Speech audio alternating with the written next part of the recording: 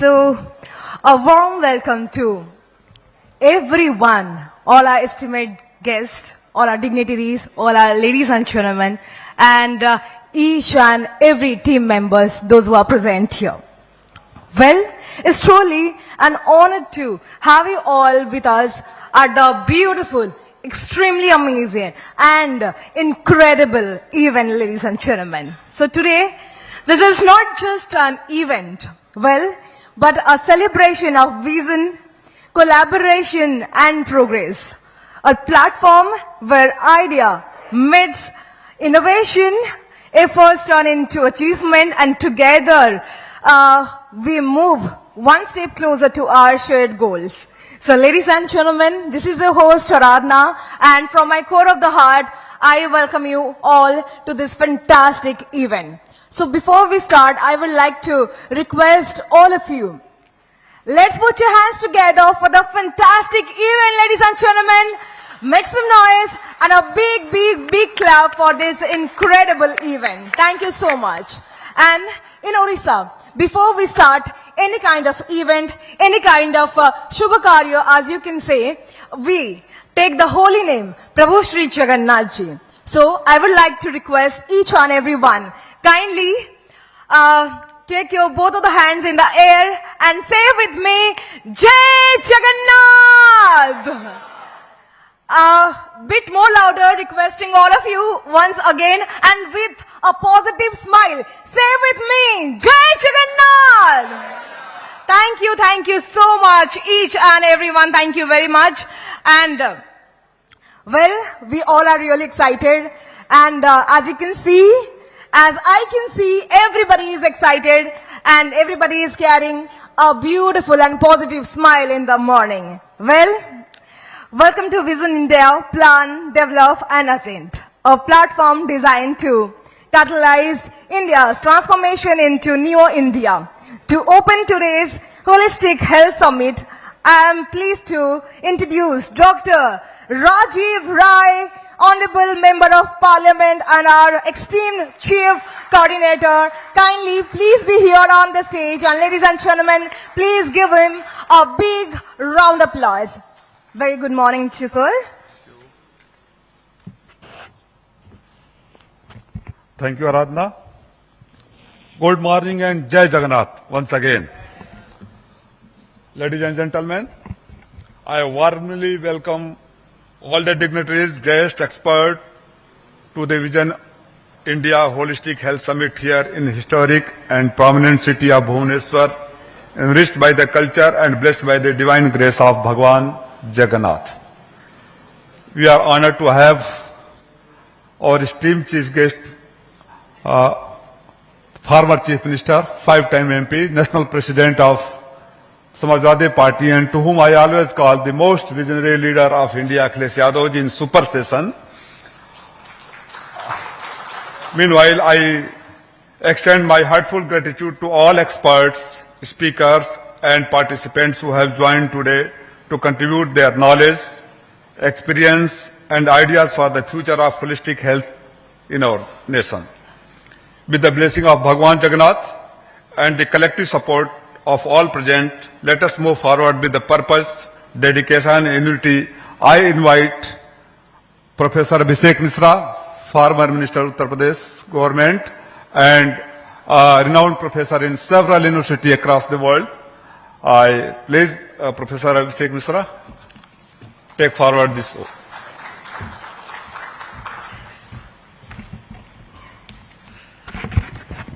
Many thanks, Dr. Rajiv Rai Sahab. Once again, good morning everybody and Jai Jagannath. It's a great pleasure to be here today on this auspicious land of Lord Jagannath, Odisha, and where the confluence of multiple religions, cultures creates a nation, creates a state, creates a people, creates a culture that spreads across the country and across the world and has created a space for itself. I salute to that. For the Vision India, today, let me say that India stands at a pivotal inflection point in health and wellness. Alongside rapid advances in clinical care, digital health, and AI-enabled diagnostics, We're also witnessing a growing recognition that health cannot be reduced to treatment alone. The growing burden of non-communicable diseases, mental health challenges, lifestyle disorders, and chronic stress makes it clear that a purely reactive healthcare model is no longer viable. One insight stands out very clearly, and that is that sustainable health comes from when medical science is integrated with holistic health, holistic wellness, and the concepts of prevention, nutrition, mental well-being, community health, and behavioral change.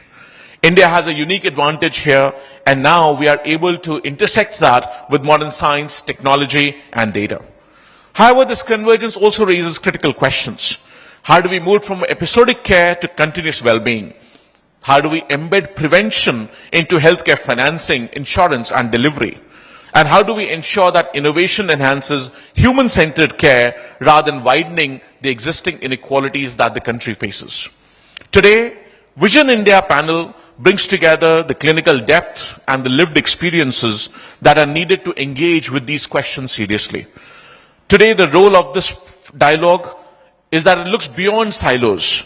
It brings together policy, practice, and innovation to imagine a health and wellness ecosystem that is inclusive, that is scalable, and future-ready.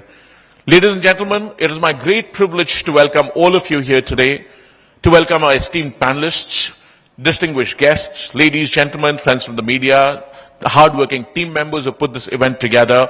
Thank you so much. And with that, let's start the event. I declare this open. And firstly, I would request our esteemed panelist, distinguished member, you've just heard from him, Dr. Rajiv Rayaji, Honorable Member of Lok Sabha, and a prominent educationist. He has built an passion for education across multiple fields, including nursing, community health, management, physiotherapy, biotechnology, multiple fields, and he's carved his place in the hearts of people. He's our member of parliament from the Lok Sabha and won huge margin in 2024 elections. I welcome Dr. Rajiv Rai Sahab. Please come and join us on the stage.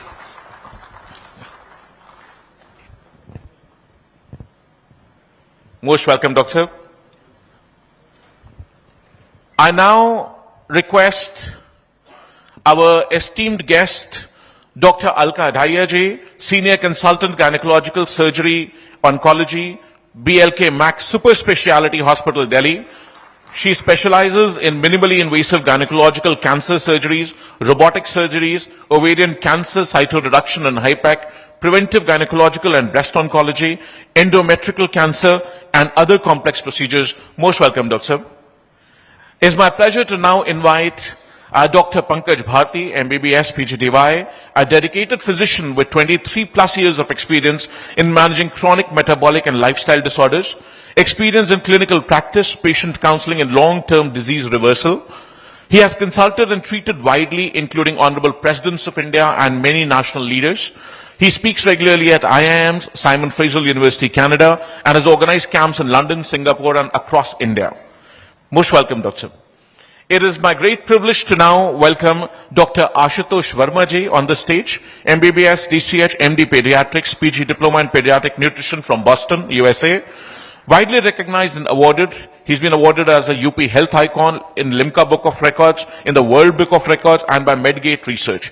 He runs an NGO, Health Weavers, to provide free healthcare since the last 15 years. Most welcome to the panel. Can I also request that, we'd like to extend a warm welcome to a guest through flowers. It is my great privilege to first welcome Dr. Rajiv Rai Sahab, Honorable Member of Parliament, Lok Sabha, and a prominent educationist. And then I'll request Dr. Sahab to please extend a warm invitation to other panelists.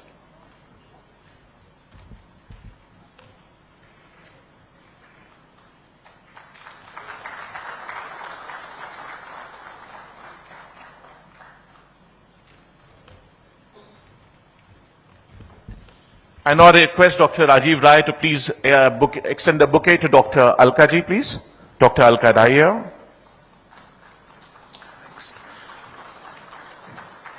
Request Dr. Rajiv Rai ji to please welcome Dr. Pankaj Bharti.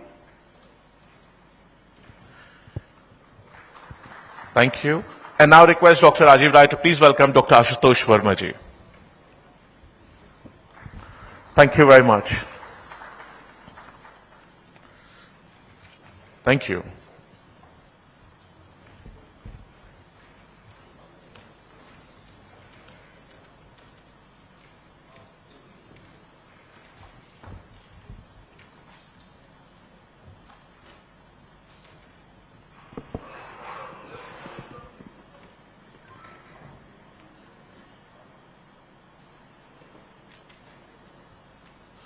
Well, once again, good morning, everybody, and thank you to the distinguished panel for being here. Today, you know that India is facing a huge health crisis, and we would like to start the session by pointing out and reminding that, we're talking about holistic health today. It goes beyond a concept of curative health or treatment alone. It is about how we can build a healthy mind, body, and soul, and how we can integrate that concept together, right? First of all, I'd like to start with Dr. Bharti there. Doctor, you've been practicing holistic medicine for a very, very long time. You're a trained MBBS doctor. So the beauty that you bring is you bring the sciences background, MBBS training, and then you diversify it into holistic medicine, right? What I would like to understand with you is कि जब हम modern health की बात करते हैं, holistic medicine की बात करते हैं, सब लोग वही सेम चीज चाहते हैं कि एक हेल्दी ह्यूमन बीइंग बने, हम हेल्थ अच्छी रहे, माइंड बॉडी और सोल का सिंक्रोनाइजेशन ठीक रहे, तो हम मेथोडोलॉजी पे क्यों आर्ग्यू करते हैं? एक तरफ जो साइंस बेस्ड हमारी एजुकेशन है, एमबीबीएस, बाकी जो नॉर्मल्स वो है, और जो होलिस्टिक हेल्थ की हम बात करते हैं, why do we argue with the methods? और ऐसा क्या कोई केस है जो आपने देखा, आपको ट्रीट करने का मौका मिला, जिसमें एक आपको ऐसा एहसास हुआ कि हाँ, दोनों को मिला करके ट्रीट करें तो बेहतर होगा रादर देन किसी एक चीज को लेकर के चलने से? तो इस पे मैं होलिस्टिक हेल्थ पे आपका जवाब चाहूंगा.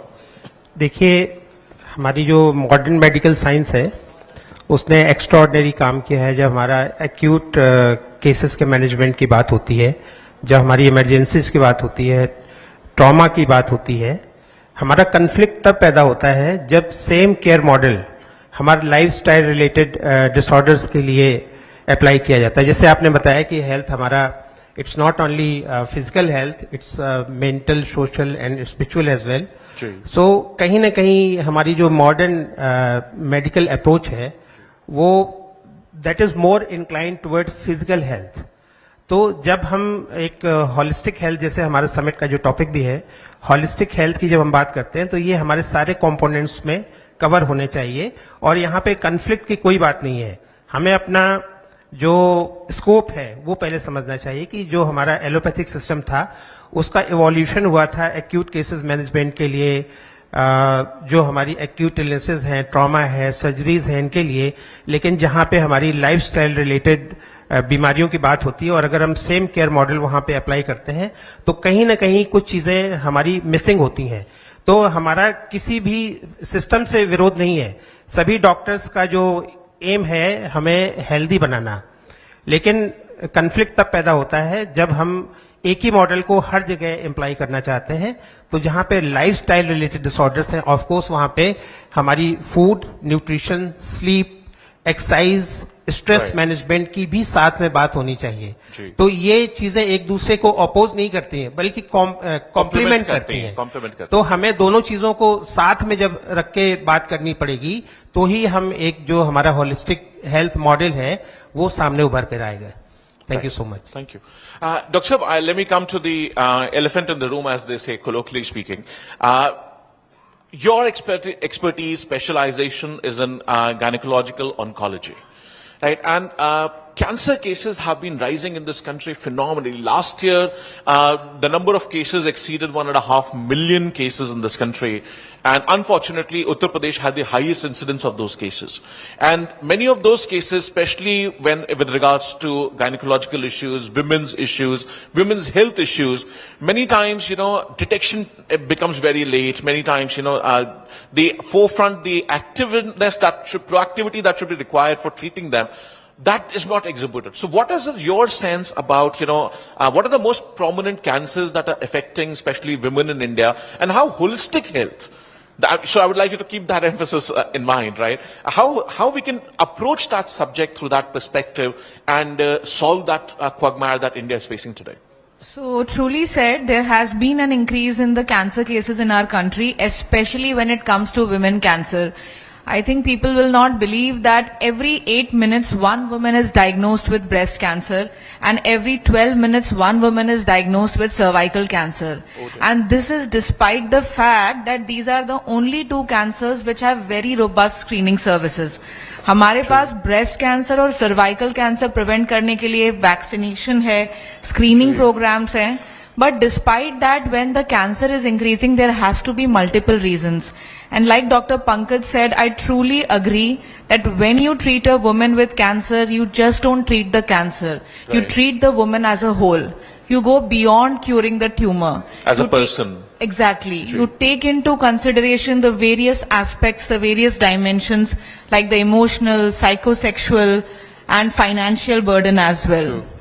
And there are two reasons why cancers increase. One, it is called as the false increase. Nowadays we have better health facilities, better diagnostic tools, so we have a better detection rate. Right. But apart from that, definitely the changes in lifestyle, increase in obesity, diabetes, hypertension, PCOS, and one very important factor is the chronic stress related to career changes. Women are delaying pregnancies, there is increased hormonal exposure, and everything is added to an increase in the cancer burden. And Uttar Pradesh, being one of the largest states of the country, holds a major share of gynecological cancers. Cervical cancer cases are maximally found in UP. In UP. Yes. And you said it is preventable. It is there's a vaccine against that. So why are we failing on that front? What is your assessment? You said both are common cancers and both are preventable, both are treatable. Then why are we failing in that? So one of the most important reason is the myth. People still believe that cancer is incurable. Cancer cannot be prevented. Cervical cancer has very private symptoms. Women don't go out, they hesitate, they don't prioritize their health. They are very hesitant in telling their sons or telling their daughters, okay, I'm suffering from this, please take me to the hospital. Right. They feel they are a burden to their family. That is the most important reason. And secondly, people still believe that vaccine is not safe. But I would like to tell this today, that if we vaccinate 90% of the girl child in our country between the age of 9 to 14 years, cervical cancer is almost 100% preventable. Wow. And nowadays, WHO has said that we can vaccinate even up till 45 years. Right. 3 doses and you get protection against one of the most deadly and one of the most common cancers in the world. You're talking about the PPV, the virus, the papilloma virus, HPV, yeah? yes. HPV 90% virus, right. of the cancers, not just cervical cancer, but anal cancer, throat cancer. So also if we vaccinate the girl child, the males, they become automatically protected like our polio vaccine, which is called as herd immunity. So that much importance it is to understand the vaccination. Okay, thank you. Dr. Rai, I'd like to come to you. आपका एक बड़ा ही unique perspective है. आप educationist हैं. आपको policy का पूरा exposure है. पार्लियामेंट में क्या डिबेट्स चल रहे हैं हेल्थ पे. अब आपने पार्लियामेंट में बोला भी था, इन मुद्दों पे आप अपनी बात रखते रहते हैं. आपका जो एक्सपोजर एजुकेशन का है और पॉलिसी का है, उसको मिला करके मैं आपसे पूछना चाहूंगा कि जैसे डॉक्टर्स की अवेलेबिलिटी, एक हम लोग बहुत बार इस बारे में बात करते हैं, पॉलिसी की, नंबर्स की. बियॉन्ड डॉक्टर्स की अवेलेबिलिटी, एक सिग्निफिकेंट चैलेंजेस क्या है देश में आज की तारीख में होलिस्टिक हेल्थ को इंप्लीमेंट करने के लिए? Thank you, Abhishek. Allow me to pick up. There are several challenges, several issues which we are facing, but allow me to pick up from where the doctor Please. Cancer का आपने example दिया. जी. मैंने parliament में बोला था कि सांप के काटने से लोग नहीं मरते हैं जितना सांप के काटने के दहशत से मर जाते हैं. जिस परिवार में कैंसर हो जाता है उस परिवार के लोगों को डॉक्टर साहब बताया कि we should treat patient as a whole, not only the curative this thing, but what about the family members? And you know that we are in a country जहां हम बोलते हैं, I am sorry, this is no political statement, but आज भी हम इस बात को एक्सेप्ट करते हैं, बल्कि ये छाती पीटते हैं कि 80 करोड़ लोगों को हम 5 किलो अनाज देते हैं. That reflects our condition, sensitivities, right. और बोला जाता है जैसे सारे लोग जब डिफिनेशन देंगे हेल्थ का तो health is not merely an absence of disease, it is a complete well-being of physical, mental and social well-being. Physical treat कर देंगे डॉक्टर, जी, वहां भी मैं आऊंगा. Physical treat कर देंगे doctor. What about the mental and social well-being? very true. Anybody is concerned about that? और so सबसे बड़ा challenge as a member of parliament में इलेक्ट होने के बाद जो फेस कर रहा हूं, जब हम कहते हैं कि 80 करोड़ लोग को 5 किलो अनाज देते हैं और हमारी आबादी भी उतनी रूरल रहती है, तो अभी उनका इलाज क्या है? पहले तो जो पेशेंट हो गया उनका इलाज करो, जो चैलेंज फेस कर रहे हैं. डॉक्टर साहब के पास चले गए, she will know that how what is the cost of treatment. अभी आयुष्मान कार्ड है, Right. मैंने पार्लियामेंट में क्वेश्चन उठाया था, 5 लाख में किस कैंसर का इलाज आप किस गरीब का कर देंगे? नॉट पॉसिबल ना. Right. तो we have to approach. Then there are infrastructure जो है 65% ऑफ इंफ्रास्ट्रक्चर और 70%, I think they would agree with me, is शहरों में है, अर्बन एरिया में है, जी. मेजॉरिटी रूरल में है. Right. देन प्राइमरी स्टेज होते हैं, जो CHOs होते हैं, नर्सेज होते हैं, anganwadi. Screening is not done at most of the, I think I am sure the most of the patient when you get there are the stage 2nd, 3rd और 4th advance stage. So if they are screened at the very beginning, the rate of cure also will be this thing. तो जो हमारे ना 62%, you will this surprise, affordability is main cause. 70% के आसपास लोगों को अपने पॉकेट से पे करना पड़ता है, इंश्योरेंस नहीं है. तो चैलेंजेस इतने, infrastructure, rural urban divide, proper network, screening, affordability, budget allocation, proper training. अब एक एग्जांपल और दे दूं, सबसे ज्यादा साइकोलॉजिकल काउंसलिंग की जरूरत है. किस PSC में आप देखते हैं साइकोलॉजिकल काउंसलर होते हैं? नहीं होते हैं ना. हमारे यहाँ जो एवरेज है, साइकियाट्रिस्ट, हर आदमी को साइकियाट्रिस्ट की जरूरत नहीं पड़ती. एक तो आदमी से डर जाता है कि मुझे साइकियाट्रिस्ट के पास भेज रहे हो. 1 लाख पर एक साइकियाट्रिस्ट है. आप जाइए डेवलप्ड कंट्री में. So unless you change at the policy level and think, हम भाषणों में तो बोलते हैं कि आखिरी व्यक्ति के आखिरी पायदान पर, but the problem, let us be very realistic, unless we address the core issues, basic, हम रिएक्टिव हैं, प्रिवेंटिव नहीं है. हम रिएक्ट करते हैं, प्रोएक्टिव नहीं है. प्रोएक्टिव नहीं है. Right. जो बीमारी हो गया तो इलाज करेंगे, बीमारी ना हो उसका नहीं खोजते हैं. So this is the biggest challenge I feel we face it. Okay, thank you. Dr. Ashutosh ji, I would like to come to you on this. So we've talked about, people needing holistic treatment. We've talked about policy inputs here. Doctors have talked about especially cancer rise and women and related issues. उसके बारे में क्या कर सकते हैं, उनको कैसे protect कर सकते हैं. मैं आपके पास आना चाहूंगा बिकॉज आपका area of specialisation is paediatrics. वो बच्चे, हम सब लोग अपनी बात कह सकते हैं, बता सकते हैं, संकोच हो, झिझक हो, जैसा भी डॉक्टर साहब ने कहा, बिल्कुल ठीक बात है. लेकिन बच्चे जो बोल भी नहीं पाते, कई बार इन्फेंट्स की बात से शुरुआत करते हैं, आगे बढ़ेंगे हम, कि जो इन्फेंट्स हैं वो अपनी बात कह नहीं सकते, सिर्फ वो रो सकते हैं. तो उसके लेवल पे जो ट्रीटमेंट्स की जरूरत है, जो होलिस्टिक हेल्थ का रोल हो जाता है, वो शायद और बड़ा हो जाता है. और अगर हम वहां पे ट्रीटमेंट ठीक से दे सकें, बच्चों के होलिस्टिक हेल्थ का ख्याल रख सकें, तो आगे, अभी जैसे डॉक्टर साहब भी कह रहे थे, डॉक्टर राजीव राय ने भी कहा कि हमें उनको प्रिवेंशन का रास्ता बेटर होगा ट्रीटमेंट रादर देन ट्रीटमेंट का. तो आपके हिसाब से होलिस्टिक हेल्थ, स्पेशली इन्फेंट्स और चिल्ड्रन में, कैसे, उसका क्या मायने और उसको हम कैसे लागू कर सकते हैं? Thank you, Abhishek, and first of all, सुप्रभात and उत्तर प्रदेश की धरती से इतने शानदार लोगों को नमस्कार. So, when we talk about the pediatrics and infancy, definitely it's a science of sign, not the symptoms. So we have to be very careful and we have to understand from the core of the heart. And the pediatric holistic health initiative basically comprise a proactive approach, which is a comprehensive approach. It's not only dealing with the simple diseases or treating like a reactive model to fix what has been broken. The future has been changed. We have to change as a comprehensive child which deals with the physical health, the mental health, the emotional health, the social health, and sometime in the spiritual dimension also. I think, Abhishek, the traditional medicines which has lot of treatment for the acute illness, but nowadays in the urbanization, the global changing, our pediatric patients lot of emotional and mental health. They need lot of tender care from as a parent, as a senior, as a society. Right. And Society taking medicine granted. If you are sick, go to doctor, take a medicine, and it's goes on. It's not like this. Right. A pediatric is not half of the adult. They are something different. So I think a holistic health has been changed a lot across the globe and also needs to be in India. Because we know that when you talk of preventive medicines, it's the pediatric populations, it's the youth, it's the adolescent population which needs to be.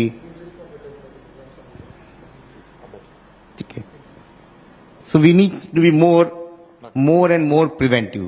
जितना हम बचाव की बात करेंगे, उतना हम अपने बच्चों के लिए, अपने नौनिहालों के लिए एक फ्यूचर एक ऐसी जनरेशन जो प्रोडक्टिव जनरेशन होंगी. दवाइयों से, इलाजों से हम बहुत अच्छा नहीं दे पा रहे हैं. हम उनकी आज की प्रॉब्लम तो सॉल्व कर रहे हैं, लेकिन फ्यूचर के लिए उनके लिए बहुत बड़ी मुश्किलात हम लोग पैदा कर रहे हैं. तो I think holistic care is the building blocks for the paediatric care. And I agree as Dr. Alka was talking about the cancers. In India and the globally, 1970s में hepatitis B का vaccine आ गया था.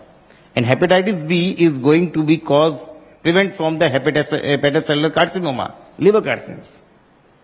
From 1970s, it took about 5 decades for a new vaccine of human papilloma virus. And this is heartening. Yeah. Still, India is bottom 5 for using these vaccines. HPV. And I think as the policy makers, Dr. Rai is there, we should promote a compulsory vaccination of human papilloma virus. It not only prevents the cervical cancers, it prevents the penile cancers of the male. It prevents the breast cancer in the male. In the countries like USA, America में बच्चों के लिए, खासकर पुरुषों के लिए 5 से 15 साल में हेपेटाइटिस सेलुलर एचपीवी के वैक्सीन मैंडेटरी है. जी. और हम अभी वैक्सीन इस्तेमाल नहीं कर पा रहे हैं. And this is the irony of our country. Right. Okay. Thank you. Let me come to Dr. Pankaj Bharti back again here.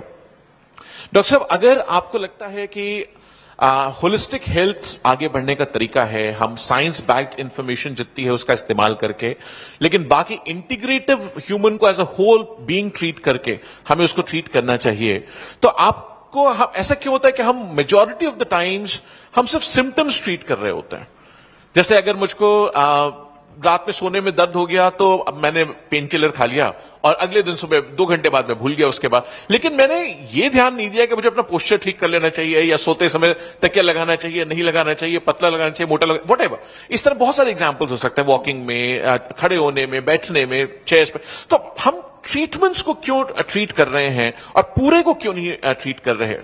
That is one question. और दूसरा मेरा सवाल उठता है, जैसे आजकल फूड पे बहुत सारी कमेंट्री आ रही है, हमने देखा इधर न्यूज़पेपर्स भरे पड़े हैं, मीडिया में बहुत चर्चा रही है. अभी राष्ट्रीय अध्यक्ष जी ने हमारे उसको एक बड़ा मुद्दे के तरीके से ट्रीट किया था, माननीय अखिलेश यादव जी ने. उन्होंने कहा था कि भाई फूड की क्वालिटी, फूड की जो प्रिजर्वेटिव्स मिलाए जा रहे हैं वो भी कैंसर्स को लीड कर रहे हैं, बाकी बीमारियों को लीड कर रहे हैं. तो अगर मान लीजिए आज हमारे शरीर शिकायत कर सकता, बोल सकता ऐसी भाषा में जो भाई आप डॉक्टर्स तो समझ सकते हैं, हम लोग आम आदमी भी समझता, तो किस बात की शिकायत करता? क्या वो कहता खाना खराब हो गया है, या लाइफस्टाइल्स खराब हो गई हैं, या स्ट्रेस खराब हो गया है, या इमोशंस की दिक्कत? या एक बहुत बड़ी बात आई अभी, आपने भी कही, डॉक्टर साहब ने भी जिक्र किया, अफोर्डेबिलिटी. जो आपकी फाइनेंशियल हेल्थ है as a individual, as a family unit, as a broader societal unit, उसका कितना असर पड़ता है? तो मैंने आपको क्वेश्चन 2 सवाल पूछे लार्जली इसमें. पहला, ट्रीटमेंट क्यों कर रहे हैं, सिर्फ हम सिम्टम्स का करते हैं? और दूसरा, अगर शरीर बोल सकता तो क्या बोलता? पहले बात तो मैं ही कहूंगा बहुत सारे क्वेश्चंस हो गए. दो लार्जली, आप 2 के आंसर दीजिए. तो देखिए, जो सबसे पहले बोला कि हम सिम्टम्स क्यों ट्रीट करते हैं, एक तो हमारी ह्यूमन टेंडेंसी है कि हम आसान रास्ते चुनते हैं. उनको मालूम है कि हम गोली खा लेंगे और हमारा आधे घंटे में फीवर कम हो जाएगा, या हमारा 5 दिन में इन्फेक्शन खत्म हो जाएगा. दूसरा, जो एक बहुत इंपॉर्टेंट चीज हमारे हिंदुस्तान में मिसिंग है, वो जो आपने कही कि हम सिम्टम्स क्यों ट्रीट करते हैं, तो बेसिक्स हमारे स्टार्ट होते हैं हमारे एजुकेशन से.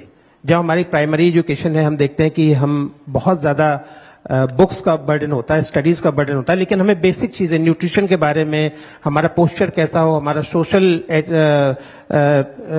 सोशली हम कैसे बिहेव करें, ये चीजें मिसिंग होती हैं. दूसरी चीज है जो हमारा मेडिकल करिकुलम है, वो कहीं ना कहीं हमारा डिजीज ट्रीटमेंट की तरफ फोकस्ड है। हम जब फर्स्ट ईयर मेडिकल में जाते हैं तो हमें डेफिनेशन पढ़ाई जाती है कि health is not only the absence of disease but it's in totality physical, mental, emotional and social health. But 3 aspects हमारे मेडिकल करिकुलम में कहीं ना कहीं मिसिंग हैं। डॉक्टर दहिया उससे एग्री करती होंगी। और जो मैंने सबसे पहले बताया कि जो हमारा एलोपैथिक सिस्टम का एवोल्यूशन हुआ था वो एक एक्यूट केयर मॉडल की तरफ हुआ था, सर्जरीज के लिए, इमरजेंसी मैनेजमेंट के लिए, पेंडेमिक्स के लिए। बट वही जो हमारा एक्यूट केयर मॉडल है उसको हमने एलोपैथिक सिस्टम में अप्लाई कर दिया और हमने शॉर्टकट्स ढूंढ लिए। जबकि हमारे शरीर को हेल्दी रहने के लिए जो हमारे फंडामेंटल हैं ह्यूमन हेल्थ के लिए वो है हमारे nutrition, physical activity, sleep, sun exposure, stress management. ये कहीं ना कहीं हमारी चीजें मिसिंग है। और जो आपने सबसे पहले क्वेश्चन मुझसे पूछा था, फर्स्ट क्वेश्चन, उसमें एक चीज बहुत इंपॉर्टेंट मिसिंग हो गई थी कि मैं एक स्टोरी शेयर करूं। वो यहाँ पे मैं इसलिए शेयर करना चाहूंगा कि सबके लिए बहुत इंपॉर्टेंट है। 2005 में एक पेशेंट हमारे पास आई and she was suffering from various ailments, like she was not able to move even 10 steps. She was suffering from severe osteoarthritis, slip disc. She was grossly obese, having hypertension, diabetes, and so many other ailments.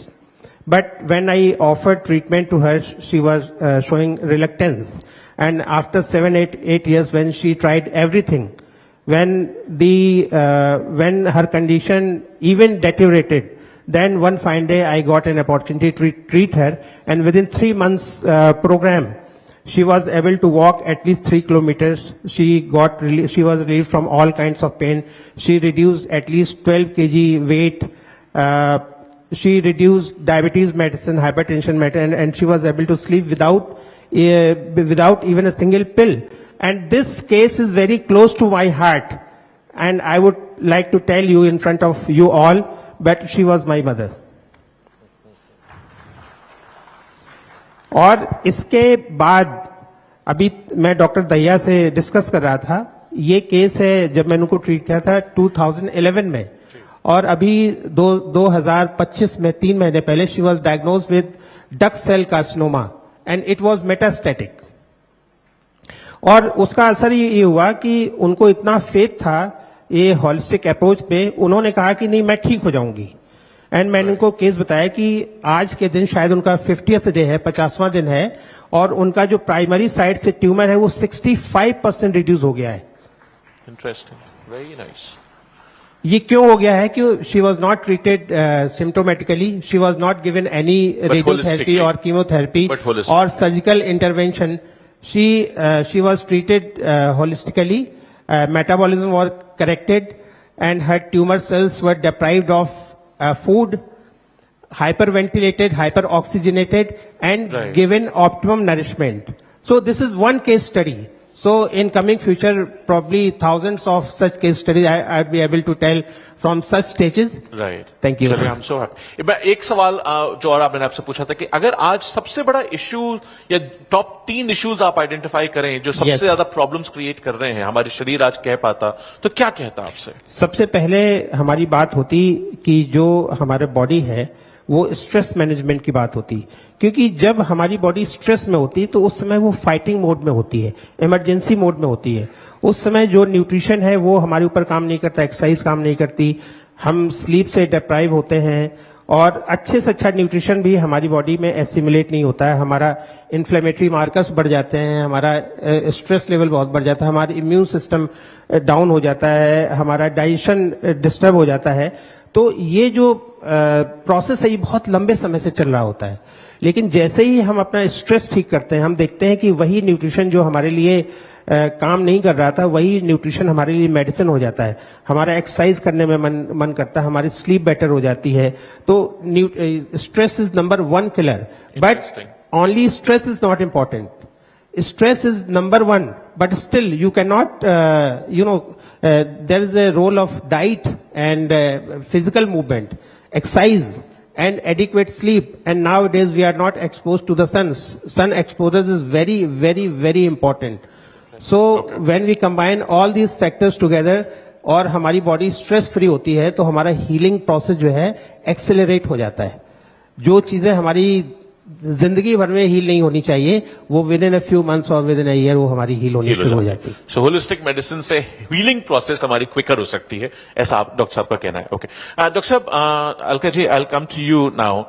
आपका robotic is the main area and आपको you'll be happy to know कि अभी vision India के programme में हम लोग artificial intelligence और robotics and startups का बात हैदराबाद और बैंगलोर में करके आए हैं। आई एम हैप्पी कि आज बाई चांस वो चीज आपके साथ दोबारा मुझे पूछने को मिल रही है। So it's a continuity for vision India in that perspective कि robotic surgery specially gynaecological oncology में क्यों महत्वपूर्ण है। और एक तरफ जब हम होलिस्टिक की बात कर रहे हैं तो क्या होलिस्टिक के मॉडल में हम रोबोटिक सर्जरी को, आर्टिफिशियल इंटेलिजेंस के जो आज डायग्नोस्टिक्स आ गई हैं, बाकी चीजों फॉलोअप्स के मॉडल्स आ गए हैं, हेल्थ इंफॉर्मेशन सिस्टम्स पे आ गए हैं, उसमें क्या रोल हो सकता है और वो क्यों जरूरी है एंड व्हाई यू चोज, आपको क्यों लगता है कि this is an important way ahead for oncology?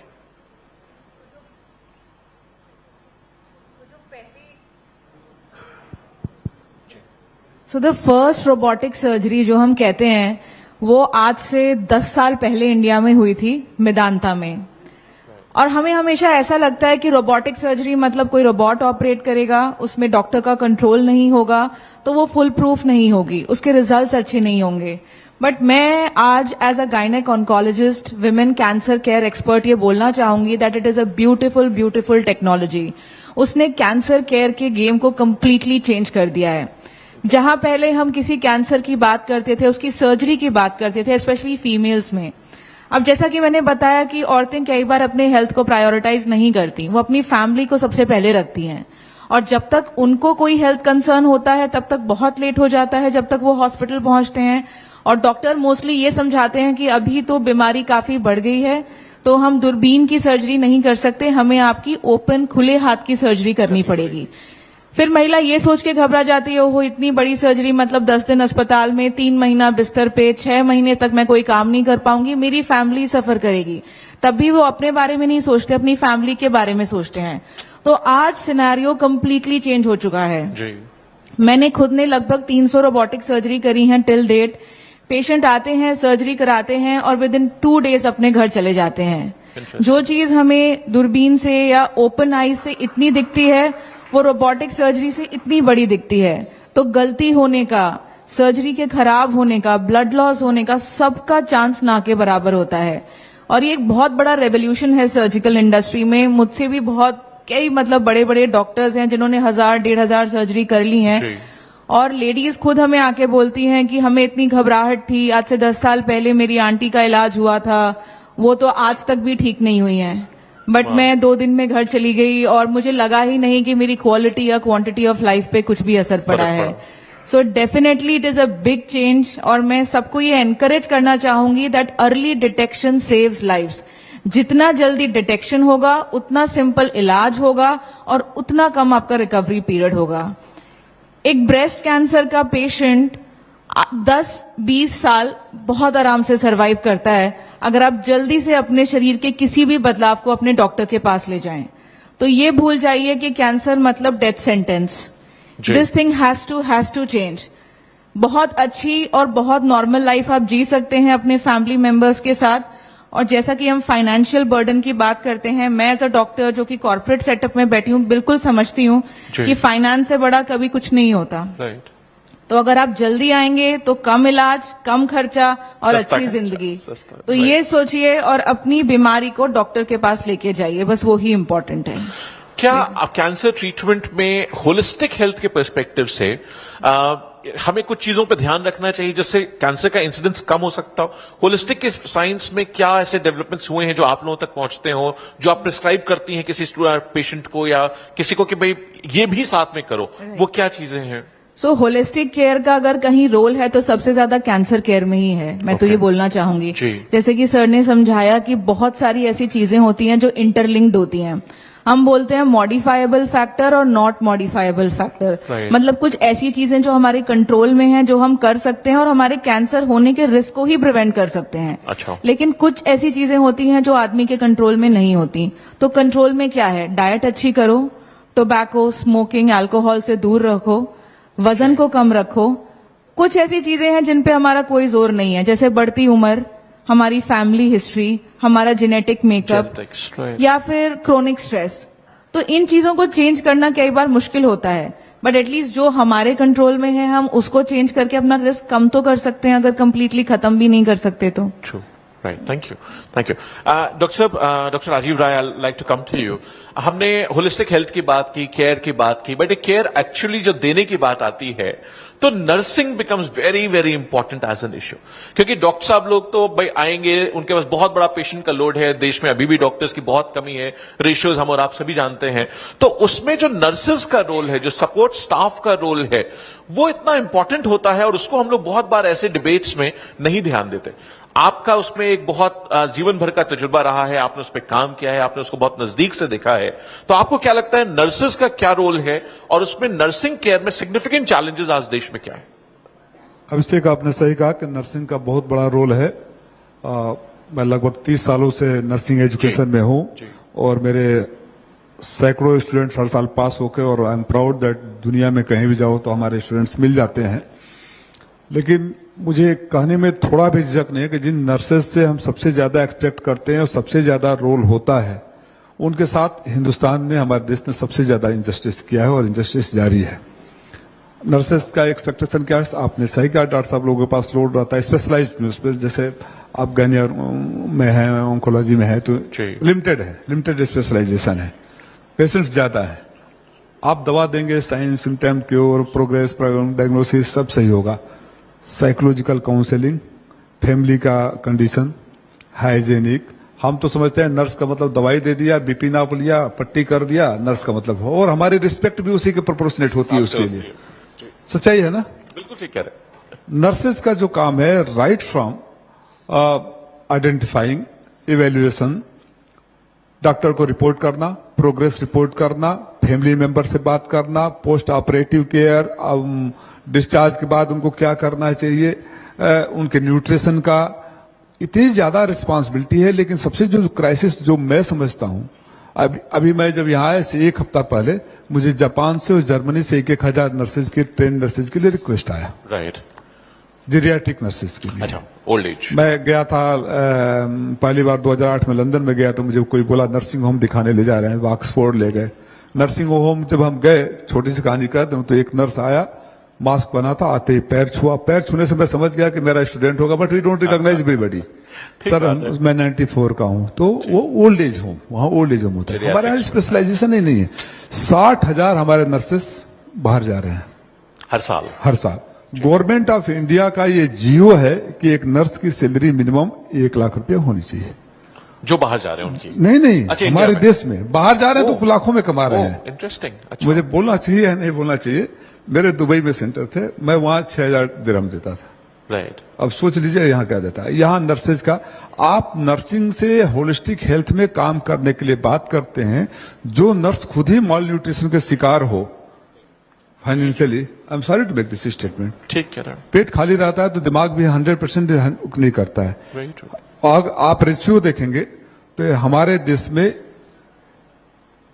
670 लोगों पर एक नर्स है। WHO का जो रिकमेंडेशन है 300 लोगों पर होना चाहिए।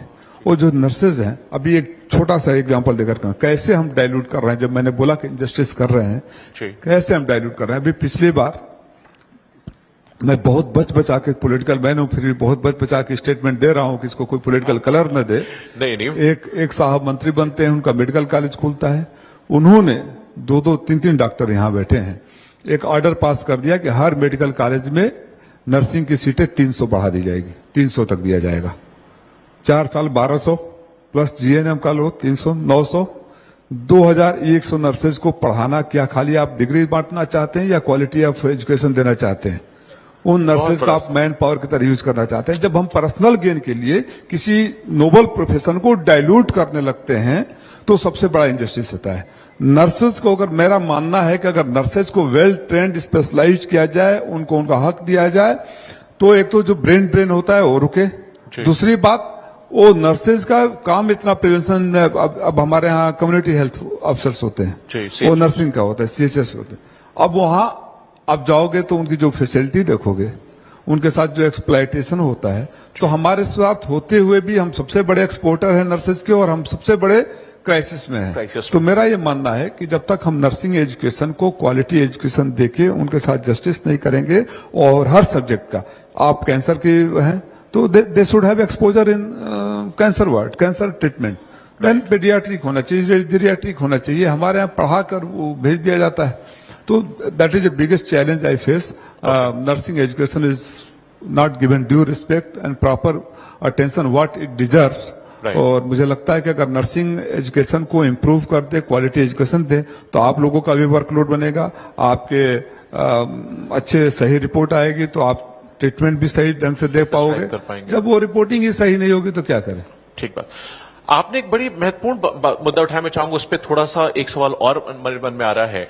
आपने कम्युनिटी हेल्थ ऑफिसर्स की बात करी। कम्युनिटी हेल्थ पे बहुत महत्वपूर्ण रोल होता है, स्पेशली प्रिवेंशन की, जहां हम बात कर रहे हैं। डॉक्टर साहब ने कहा भी, आशुतोष जी ने जो बात कह रहे थे कि हम अगर बीमार ही ना पड़े, बहुत सारी चीजें, सैनिटेशन है, हेल्थ लिटरेसी की बात है, तो जो कम्युनिटी हेल्थ का कॉन्सेप्ट है, उस पर मैं चाहूंगा कि थोड़ा सा आप उसको होलिस्टिक मेडिसिन से जोड़ करके बहुत ही इम्पोर्टेंट स्टेज होता है। अगर होलिस्टिक हेल्थ केयर के बारे में बोले, अगर कम्युनिटी हेल्थ सर्विसेज को अगर हम स्ट्रांग करें, right from the screening to health education, और बोलते हैं ना, there is no meaning where are you going if you do not know which road you have taken.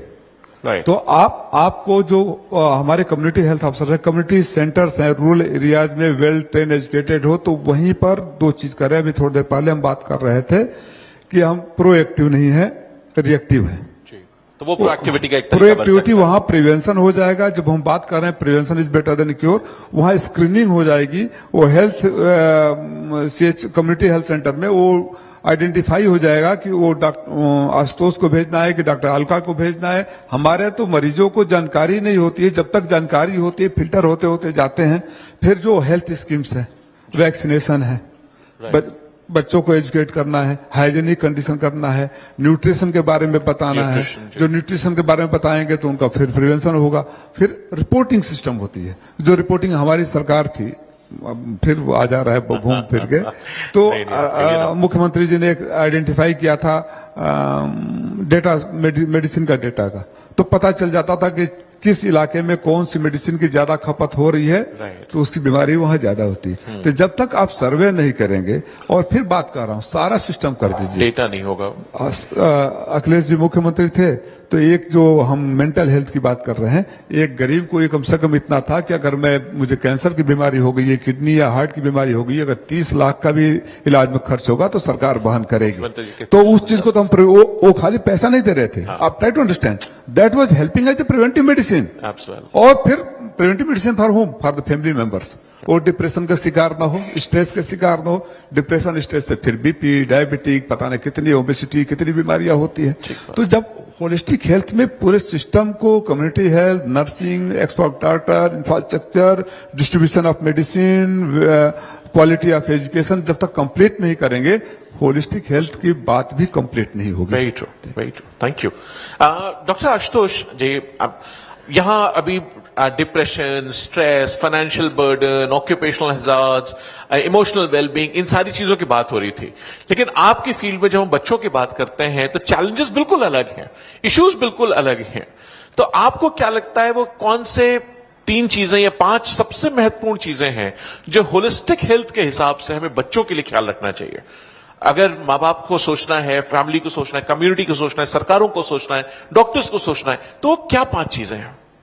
Abhishek, I think अगर हम 5 कैटेगरीली बात करें तो for the paediatric care it's first the physical health, no doubt, you can't ignore that physical health. Then I say the emotional health. Initially it was not, it was substituted category. Now it has been emotional health बहुत priority पे आ गई है. Then nutritional, हम क्या खाते हैं, हम कैसे खाते हैं. इधर पिछले कई सालों से ये देखा गया, अर्बनाइजेशन की वजह से India became the second largest capital of the obese children. Right.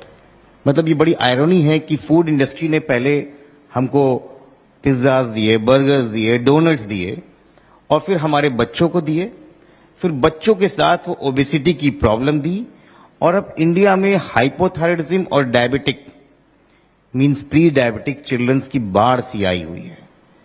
एक देश जो कुपोषण से लड़ता था, मालन्यूट्रिशन से लड़ता था, उसका एक दूसरा एंगल जो कभी हमने देखा नहीं था, वो ओबेसिटी पे आ गई. Right. So balanced nutrition is again a very important part. Nutrition. Okay. Then with comes the integration of families. I'm very sorry, हम लोग बहुत ज्यादा अर्बनाइज्ड हो गए हैं, टैक्स सेवी हो गए हैं, बट न्यूक्लियर फैमिलीज का एक बहुत बड़ा साइड इफेक्ट जो मेरी क्लिनिक पे दिखता है, बच्चा जैसे आता है वो मेरी तरफ देखता नहीं है. There is no eye contact.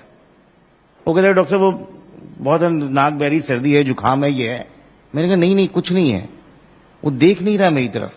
नहीं वो चंचल है डॉक्टर साहब, इट्स नॉट चंचल, क्योंकि उसका दिमाग आईपैड पे है, उसका दिमाग उस यूट्यूब पे है, उसका दिमाग उन चीजों पे है जिसके स्कीम की बात कर रहे हैं. स्क्रीन में बच गया. फॉर्चुनेटली अनफॉर्चुनेटली कोविड पैंडेमिक में इसको दुगना और 3 गुना बढ़ा दिया है. सो मदर को अपना ऑफिस से काम करना है, बच्चे को आईपैड पकड़ा दिया. फादर को कंपनी से बात करनी है, उसने आईपैड पकड़ा दिया. वो क्रैच में जा रहा है, वहां भी वो आईपैड और यूट्यूब पे है. So there lot of going on. Autistic spectrum disorders, autism, behaviour disorder, ADHD, attention deficit hyperactivity disorder. Right. So integration of family is again important. Then social awareness and social involvement. एक समय हुआ करता था जब हम अपने दादा दादी से कहानियां सुनते थे. आज जरा पूछिए कौन सा बच्चा अपने दादा दादी से कहानी सुन रहा है? उसके पास समय नहीं है, उसके पास मेला जाने का समय नहीं है, उसके पास मंदिर जाने का समय नहीं है, उसके पास समाज की बात करने का समय नहीं है. It's not talking about children only, it's adolescent. Right. आज जनजी बन गए हैं, लेकिन नेबर में कौन किसकी डेथ हो गई है या कौन बीमार है उसका नहीं पता. So I think these are some of the important qualities जो होलिस्टिक हेल्थ के लिए बेस बनी हुई है. So it's creating a lot of chaos in society. और हमको लगता है कि इन सब बातों पे बात करना बहुत जरूरी है. ना केवल इकोनॉमिक फैक्टर्स, ये इकोनॉमिक फैक्टर्स तो है ही, we have a good data of economics, but these key factors definitely changes the paediatric scenario. Right. Dr. Pankaj, you want to add something to that, please? Doctor Ashutosh ने बहुत सही points को indicate किया. ये हमारी बहुत शानदार गैदरिंग है, बहुत शानदार लोग बैठे हुए हैं, तो हम बहुत हेल्थ की बात कर रहे हैं, लेकिन कुछ यहां से जब तक टेक अवे ना हो तो मजा नहीं आएगा. तो जितना मैं पिछले 23 साल से प्रैक्टिस में हूं, न्यूट्रिशन की बात बहुत ज्यादा होती है, लेकिन वास्तव में न्यूट्रिशन क्या है ये लोगों को नहीं पता है. कि अगर हम एक चीज देखें कि इंसान एक अकेला ऐसा जानवर है जिसको हॉस्पिटल की जरूरत पड़ती है. और किसको हॉस्पिटल की जरूरत पड़ती है? केवल उनको हॉस्पिटल की जरूरत पड़ती है जो इंसान के साथ एज ए कमेंसल पेट्स हैं. पालतू कुत्ते हैं, पालतू बिल्लियां हैं, पालतू जानवर, अदरवाइज किसी को भी, तो किसी का ध्यान नहीं जाता होगा कि आखिर हमें ही हॉस्पिटल की जरूरत क्यों पड़ती है, या जो हमारे पेट्स हैं उनको हॉस्पिटल की क्यों जरूरत पड़ती है. एक नंबर 1. दूसरा, एक बहुत इंपॉर्टेंट स्टेटमेंट मैं देने जा रहा हूं, शायद उससे एग्री करेंगे लोग सभी पे. ह्यूमन रेस ही ऐसी है जहां पे चाहे एक बहुत गरीब आदमी हो या हमारे किसी देश का राष्ट्राध्यक्ष हो या अमेरिका का राष्ट्रपति हो, एक चीज सभी में कॉमन है.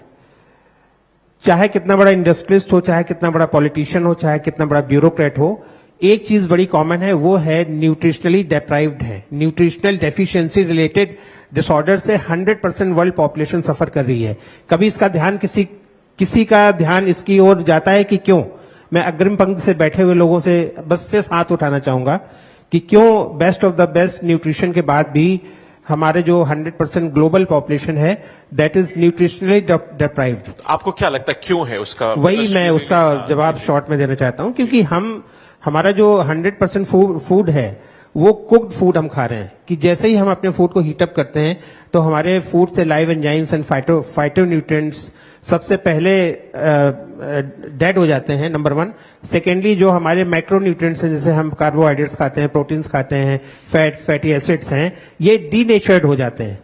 तो एक टेक अवे यहां से ये होना चाहिए कि अगर हम अपने फूड में, मैं ये रिकमेंड नहीं कर सकता कि आप 100% रॉ फूड खाना शुरू करिए, लेकिन ऑफ कोर्स आप अपने फूड में जितना ज्यादा रॉ कंपोनेंट्स होगा आपका हेल्थ उतना ही अच्छा होगा. तो एक चीज कर सकते हैं कि अगर हम एक अपना मील, जैसे हमारा मॉर्निंग ब्रेकफास्ट है, उसको केवल हम रॉ कर दें, हम वेजिटेबल जूसेस लेना शुरू कर दें या स्प्राउट्स लेना. मैं भूखे रहने की बात नहीं कर रहा हूं, मैं सिर्फ एक आपका जो मील है 3 मील्स में, एक मील को हम रॉ लेने की सिफारिश कर रहे हैं और एक मील में हाफ फूड मतलब आधा हम सैलेड या स्प्राउट्स के रूप में लेना शुरू करें। साथ में अगर हम फिजिकल एक्टिविटीज को बढ़ाएं तो जैसा डॉक्टर साहब ने कहा तो हमारी आधे चैलेंजेस हेल्थ के यहीं पे रिजॉल्व हो जाते हैं अगर हम दूसरे एस्पेक्ट्स को साथ में रखते हैं। Thank you. Thank you. Doctor साहब, आपके मन में शायद कुछ सवाल आ रहा था, आप पूछना चाह रहे थे, मुझे ऐसा लगा। Abhishek, I will come to you because you have been the part of management and Rajiv sir is the policy makers. Medical inflation पिछले कई दशकों से देख रहे हैं कि बहुत तेजी से बूम हो रहा है और ये मांग 15% के ऊपर है। If we talk about the global wellness economy, एक इंडेक्स में है, it's going to be about 9 trillion dollar.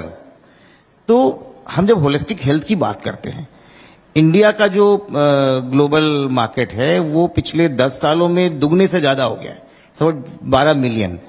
तो हम बातें तो कर सकते हैं कि हम अच्छे से होलिस्टिक अप्रोच करेंगे, लेकिन ये जो देश की 60% या जैसे राजीव ने बताया कि जिसको हम 5 किलो राशन पे पाल रहे हैं, डॉक्टर्स कितने भी अच्छे हो जाएं, we need a more management and more policy makers to come in this field.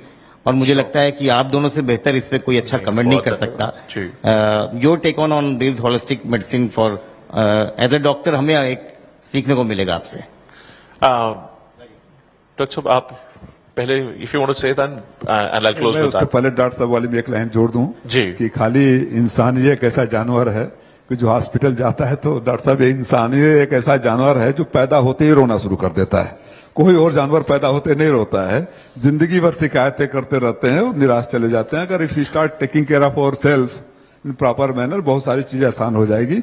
ये आपने सही कहा, जो हमारा बजट का हेल्थ सेक्टर पर अलॉटमेंट है वो भी इतना इनसफिशिएंट है हमारे पॉपुलेशन के हिसाब से कि हम बातें जितनी भी कर लें और जो गवर्नमेंट की हमारी पॉलिसीज है, हम बीइंग लिटिल मोर क्रिटिकल, हम बातें कितना भी कर लें, जब तक आप लोगों से फीडबैक मिलकर लेकर और पॉलिसी जब तक वो दिल्ली के एसी वाले कमरे में बैठकर ब्यूरोक्रेट पॉलिसी बनाएंगे, मेरा मानना है कि देश के हेल्थ सेक्टर के प्रॉब्लम को सही ढंग से एड्रेस नहीं किया जा सकता जब तक कि हेल्थ सेक्टर से लेके डॉक्टरों से फीडबैक लो। नीचे से ऊपर जाना चाहिए फीडबैक, तब पॉलिसी आनी चाहिए।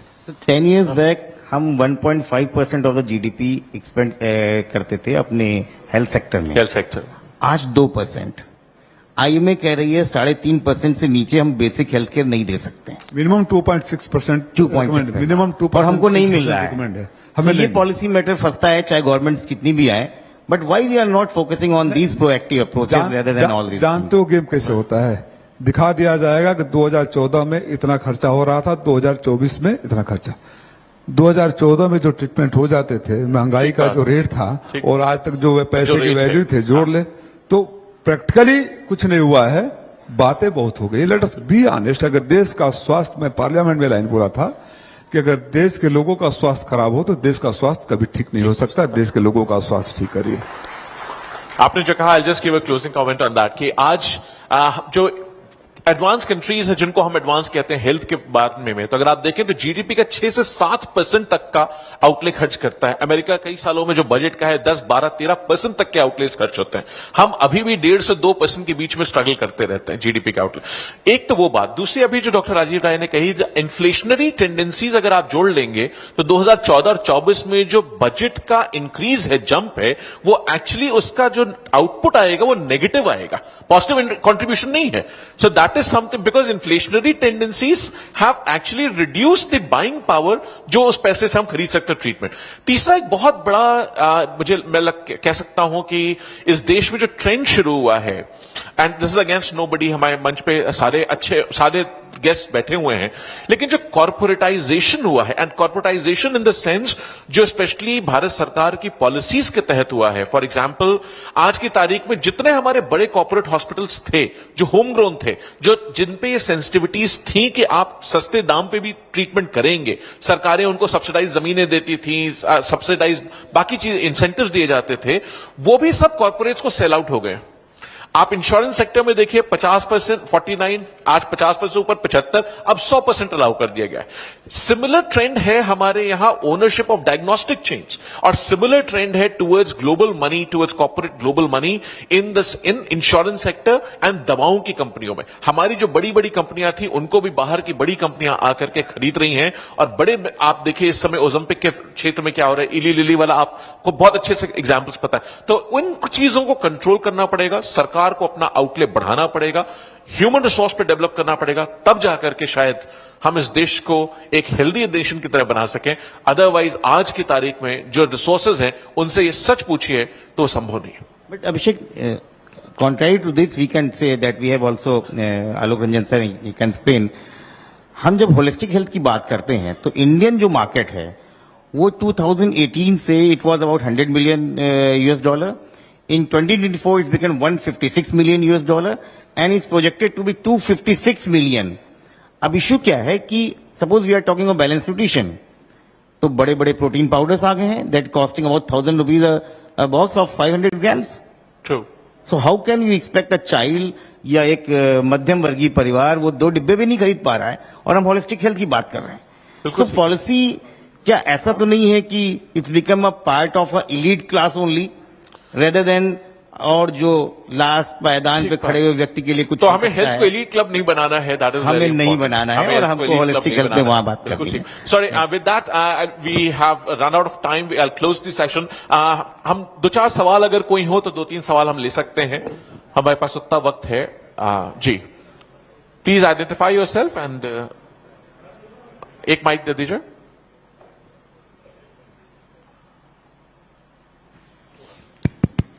आई एम जॉर्जिन सत्यम सिकरवर। मेरा एक बहुत बेसिक सा क्वेश्चन है। We all are talking about holistic health, so इसका जो प्लीज आइडेंटिफाई, आप किससे जवाब चाहते हैं? किसी एक पर्सन का ही नाम लें, नहीं ना ना ना, ना एक आदमी का ही आप नाम लें, आपकी उससे आप जवाब चाहते हैं। मेरा जो क्वेश्चन सर बहुत कॉमन है। मेरा क्वेश्चन है कि इस पर्टिकुलर जो मूवमेंट जो अभी हम बात कर रहे हैं उसको अगर हमें इंडिया में रिवोल्यूशनलाइज करना है तो उसका 2 रीजन है और 2 ही सपोर्ट सिस्टम है। एक, हमें एज ए ह्यूमन और एज ए फैमिली हमें उसको एक अपने अंदर इम्बाइब करना पड़ेगा, और एक गवर्नमेंट एज ए गाइडलाइन हमें इंप्लीमेंट करना पड़ेगा।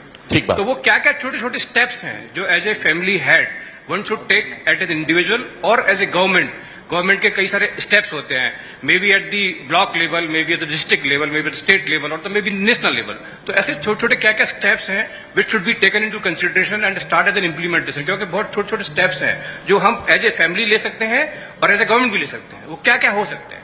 That's my question. Thank you. अभी आपके इस क्वेश्चन का जवाब बहुत डिटेल में डॉक्टर राजीव राय ने दिया है। आप डॉक्टर साहब अगर आप कुछ 1-2 पॉइंट और ऐड करना चाहें तो कर सकते हैं, अदरवाइज मुझे लगता है आप जवाब दे चुके हैं। मैं इसको दे चुका हूं, शायद पता नहीं आप देर से आए। आप अभी थोड़ी देर पहले बोला था, गवर्नमेंट की बातें बोल दिए थे, हम यहाँ चूंकि ये पॉलिटिकल प्लेटफॉर्म नहीं है, बट हमने फैक्ट्स बता दिया कि हमारे जीडीपी का कितना खर्च होता है और क्या हमारा हेल्थ सिस्टम है और कैसे स्ट्रक्चर है, हेल्थ एजुकेशन हाइजेनिक। देन एक होता है ना, हम अभी इसमें एक सब्जेक्ट छूट गया है, फिजियोथेरेपी का एक पार्ट है एक्सरसाइज थेरेपी। एक्सरसाइज अगर हम करते रहें, प्रॉपर डाइट लेते रहें, हाइजीनिक मेंटेन रखें, तो शायद बहुत सारे सवालों का जवाब हम खुद ही ढूंढ लेंगे। और बाकी जो सवाल का जवाब नहीं मिलेगा तो हम तो कहे हैं कि हिंदुस्तान मतलब इंसान एक ऐसा जानवर है जो पैदा होते ही रोना शुरू कर देता है, रोते रहें। Thank you. Second guest please here. सवाल पूछें और किससे पूछना है वो बताएं। ये मुश्किल है किसको पूछना, क्योंकि ये मेरा सवाल वेरी कॉमन है सबके लिए, ज्यादातर मिनिस्टर सब बता सकते हैं, तो ठीक है। जितने भी आप पेनालिस्ट यहाँ बात किए सब वही 5D के अंदर जो हेल्थ का 5% है, डिजीज डायग्नोसिस डॉक्टर, इसी के ऊपर ही ये होलिस्टिक का लास्ट पार्ट है 5% है। लेकिन नीचे वाला जो है आपको पीने का पानी नहीं मिलता है, सेफ वाटर नहीं मिलता, जो गवर्नमेंट का जिम्मेदारी है। न्यूट्रिशन को जो एक्ट है, फूड सिक्योरिटी एक्ट है, लेकिन हमको माइक्रो न्यूट्रन नहीं मिल रहा है, ये गवर्नमेंट का रेस्पॉन्सिबिलिटी है। हमको एक मकान नहीं मिल रहा है, ये गवर्नमेंट का रेस्पॉन्सिबिलिटी है। हमको सेफ एनवायरमेंट नहीं मिलता है, स्ट्रेस होता है वो, इसमें ये गवर्नमेंट का रेस्पॉन्सिबिलिटी है। और आपको ज्यादातर जितने भी हेल्थ एंटाइटलमेंट है जो ये सब गवर्नमेंट का जिम्मेदारी है और नहीं मिल रहा है, उसके कारण मुझे बीमार होता है। और वही हम बात करते हैं 5D को, वो मांगते भी वही 5D है। मुझे डॉक्टर चाहिए, फ्री डायग्नोसिस चाहिए, फ्री मेडिसिन दवाई चाहिए। ये लास्ट 5% है। जो 90%, 95% उसमें गवर्नमेंट का जिम्मेदारी है, वो नहीं करते ज्यादातर देश में। वो स्ट्रेस बढ़ता है, गवर्नमेंट के कारण बढ़ता है। ये सब हम बात नहीं करते हैं। होलिस्टिक जो बात होता है, ये जो जिम्मेदारी गवर्नमेंट का है वो नहीं बात करते, दोष देते हैं मरीज को। ये हमको होलिस्टिक जो बात करेंगे तो ये बात जरूर आना चाहिए, क्या गवर्नमेंट का करना चाहिए, करेगा तो ये सब नहीं होगा। ये मेरा सवाल था। तो विजन इंडिया समिट का मकसद यही था कि हम लोग समझ सकें कि क्या लोगों के मन में चल रहा है और क्या आपको लगता है गवर्नमेंट की जिम्मेदारी है, जिससे उसको मौके पर ठीक से पूरा किया जा सके। ठीक है, खत्म करें। नहीं ठीक है, जब हम गवर्नमेंट में आएंगे तो आपके सवालों को एड्रेस करेंगे। बिल्कुल पूरे अभी तो जो गवर्नमेंट है, अभी तो जो गवर्नमेंट में है, वो इंदौर में लोग पानी से मर जाते हैं तो कहते हैं कि घंटा। तो भैया गवर्नमेंट हम ही चुनते हैं, आप लोग सही गवर्नमेंट चुनिए, सही सवालों का सही जवाब मिलेगा। Thank you so much. हमारे पास वक्त की कमी है, सो हम ये सेशन खत्म कर रहे हैं इसी के साथ। मैं रिक्वेस्ट करूंगा कि इसके बाद हमारे डिग्निटरीज के लिए मंच पे 2 मिनट आप और ज्वाइन करेंगे। हम एक मोमेंटो देना चाहेंगे आपको, जिससे कि एक टोकन हम दे सकें उनको। एंड इसके बाद हमारा सुपर सेशन होगा। मैं रिक्वेस्ट करूंगा with this we close the session and mementos के डिस्ट्रीब्यूशन करा दें। Thank you so much, sir. And now I would like to invite here Mr. Abhishek Mishra to felicitate Mr. Rajiv Rai. Let's put your hands together for the moment, ladies and gentlemen.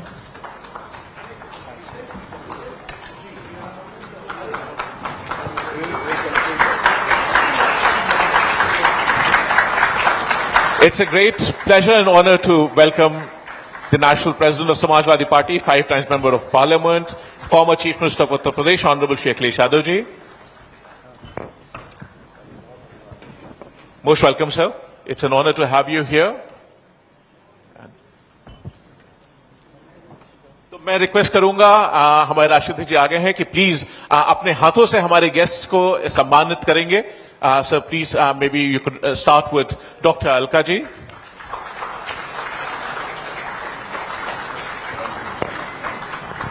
Dr. Pankaj Bharti ji.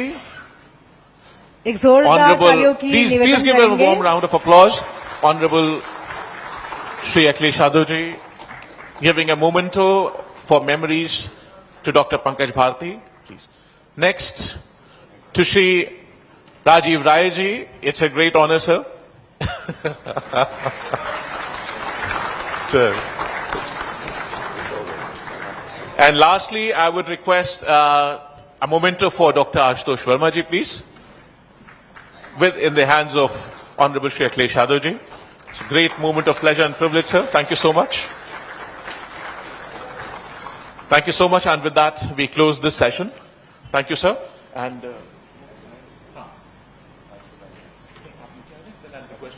thank you so much, sir, and we'll request you again, please. Thank you to the panelists.